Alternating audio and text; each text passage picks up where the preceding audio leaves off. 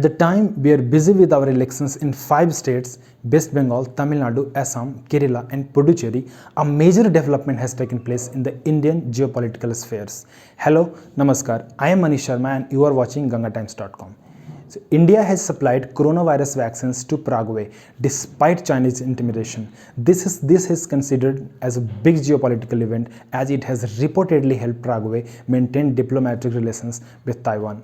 India is getting all the approbations from across the world since no other country, including the United States of America, came to help the South American nation.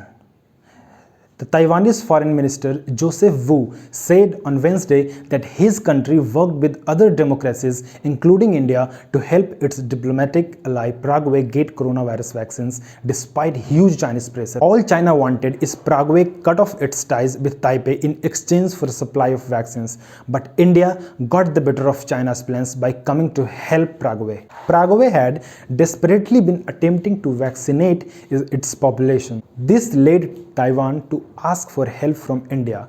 In the last few weeks, we have been speaking to like-minded countries, including Japan, the United States of America, India, etc.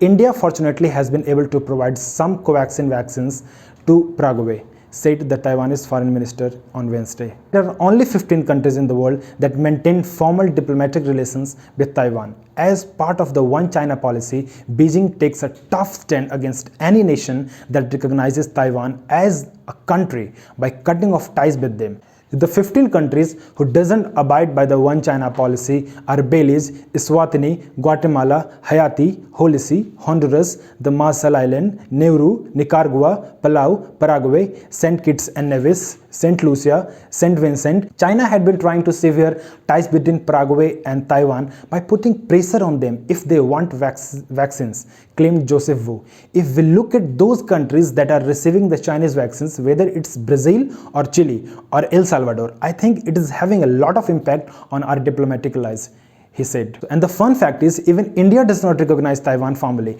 as it follows the One China policy. The informal relation is maintained by trade offices in New Delhi and Taipei. These trade offices act as the de facto embassies. However, in the last few months, ever since the Chinese army entered Ladakh, the relations between Beijing and New Delhi has deteriorated significantly. This resulted in India and Taiwan coming closer.